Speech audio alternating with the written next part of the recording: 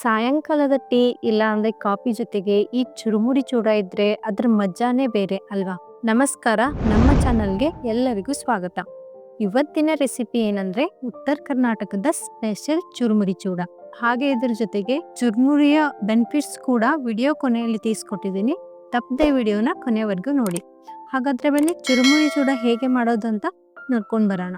ಇಲ್ಲಿ ನಾನು ಚುರುಮುರಿನ ತಗೊಂಡಿದ್ದೀನಿ. 1 kg ಅಷ್ಟು ಚುರುಮುರಿನ ತಗೊಂಡಿದ್ದೀನಿ. 1/2 ಕಪ್ ಪುಟಾಣಿ, 1 ಕಪ್ ಶೇಂಗಾ ಬೀಜ, ಸ್ವಲ್ಪ ಕರಿಬೇವು, 4 ಸ್ಪೂನು ರೆಡ್ ಚಿಲ್ಲಿ ಪೌಡರ್, ಜೀರಿಗೆ, ಸಾಸಿವೆ, 1 ಸ್ಪೂನ್ ಇಂಗು, 1 ಸ್ಪೂನ್ ಸಕ್ಕರೆ, ಸ್ವಲ್ಪ ಒಣ ಕೊಬ್ಬರಿ, 2 ಸ್ಪೂನು ಅರಿಶಿನ, ರುಚಿಗೆ ತಕ್ಕಷ್ಟು ಉಪ್ಪು, 2 ಗಡ್ಡೆ ಆಗುವಷ್ಟು ಬೆಳ್ಳುಳ್ಳಿ.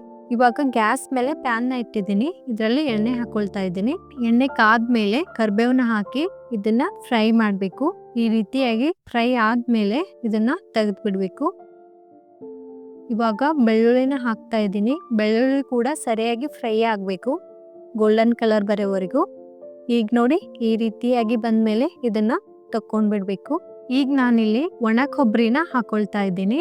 ಇದನ್ನ ಸರಿಯಾಗಿ ಫ್ರೈ ಮಾಡಬೇಕು. ಒಣ ಕೊಬ್ಬರಿ ಫ್ರೈ ಆಗೋಕೆ ಸ್ವಲ್ಪ ಟೈಮ್ ಹಿಡಿಯುತ್ತೆ. ಈ ರೀತಿಯಾಗಿ ಬ್ರೌನ್ ಕಲರ್ ತಿರ್ಗೋವರೆಗೂ ಫ್ರೈ ಮಾಡ್ಕೋಬೇಕು. ಇವಾಗ ಶೇಂಗಾ ಬೀಜನ ಹಾಕೊಳ್ತಾ ಇದ್ದೀನಿ. ಇದು ಕೂಡ ಅಷ್ಟೇ, ಸ್ವಲ್ಪ ಬ್ರೌನ್ ಕಲರ್ ತಿರ್ಗೋವರೆಗೂ ಮಾತ್ರ ಇದನ್ನ ಫ್ರೈ ಮಾಡ್ಕೋಬೇಕು.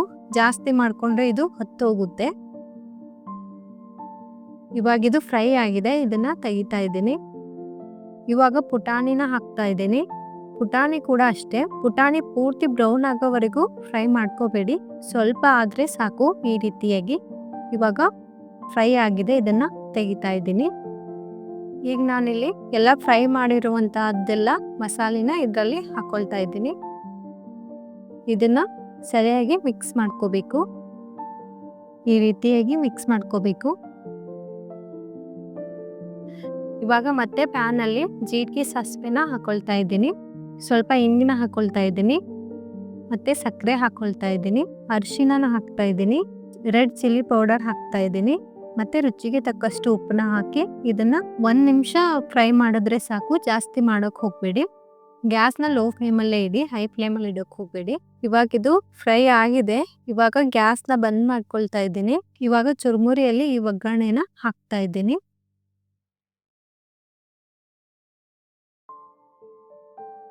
ಈಗ ಇದನ್ನ ಸರಿಯಾಗಿ ಮಿಕ್ಸ್ ಮಾಡ್ಕೋಬೇಕು. ಯಾಕಂದ್ರೆ ಚುರುಮುರಿ ಎಲ್ಲ ಮಿಕ್ಸ್ ಆಗ್ಬೇಕು ಸರಿಯಾಗಿ. ಸ್ಪೂನಿಂದ ಕರೆಕ್ಟಾಗಿ ಮಿಕ್ಸ್ ಆಗೋದಿಲ್ಲ. ಅದಕ್ಕೆ ಈ ರೀತಿಯಾಗಿ ಕೈಯಿಂದ ತಿಕ್ಕಿ ಇದನ್ನ ಮಿಕ್ಸ್ ಮಾಡ್ಕೋಬೇಕು. ಖಾರ, ಉಪ್ಪು ಸರಿಯಾಗಿ ಆಗ್ಬೇಕಂದ್ರೆ ಕೈಯಿಂದಾನೇ ಮಾಡ್ಕೋಬೇಕಾಗುತ್ತೆ. ಇವಾಗ ಸಿಂಪಲ್ ಆಗಿರುವ ಮತ್ತು ತುಂಬಾನೇ ಟೇಸ್ಟಿಯಾಗಿರುವ ಉತ್ತರ ಕರ್ನಾಟಕದ ಸ್ಪೆಷಲ್ ಚುರುಮುರಿ ಚೂಡ ರೆಡಿಯಾಗಿದೆ. ನಿಮಗೆ ಈ ರೆಸಿಪಿ ಇಷ್ಟ ಆಗಿದೆ ಅಂತ ಅಂದ್ಕೊಂಡಿದ್ದೀನಿ. ಇಷ್ಟ ಆಗಿದ್ರೆ ಖಂಡಿತ ನಮಗೆ ಕಮೆಂಟಲ್ಲಿ ತಿಳಿಸಿ. ಹಾಗೆ ನಮ್ಮ ಚಾನಲನ್ನು ಸಬ್ಸ್ಕ್ರೈಬ್ ಮಾಡ್ಕೊಳ್ಳಿ, ಬೆಲ್ಲೈಕನನ್ನು ಪ್ರೆಸ್ ಮಾಡಿ, ಲೈಕ್ ಮಾಡೋದನ್ನು ಖಂಡಿತ ಮರಿಬೇಡಿ. ಮತ್ತು ನಿಮಗೆ ಯಾವ ರೀತಿಯ ರೆಸಿಪಿ ಬೇಕು ಅಂತಲೂ ಕೂಡ ನೀವು ನಮಗೆ ಕಮೆಂಟಲ್ಲಿ ತಿಳಿಸಿ.